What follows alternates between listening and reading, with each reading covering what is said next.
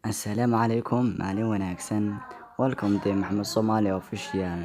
Subscribe si aad u noqoto daawadaha ugu horeeya ee muuqaalku soo gaadho. Haddaba aan u guda galo mawduucayga. Ka tali farxadaada. Haddaba qaabkee uga talin kartaa farxadaada ama u waajihi kartaa dhibaatooyinka ay murugadu koobsato? Qofna ma dhalan isagoo murugaysan, mana dhalan isagoo faraxsan. Laakiinse farxad iyo murugaduba waa waxyaabaha bini'aadanka soo wajaha. Sidoo kalena waa laba isbarbaryaal oo midig iyo bidix kala socda. Waynu ognahay ma farxaddu shay waaraya, laakiin isku day inaadan yeelan boos sama makaano aad murugada ku qaadato, laakiin yeelo meelo aad farxad ku qaadato ama xilliyada farxadda u baxdo. Ma doonaysaa in noloshaada inta ka dhiman aad farxad iyo reynreyn ku dhammaysato?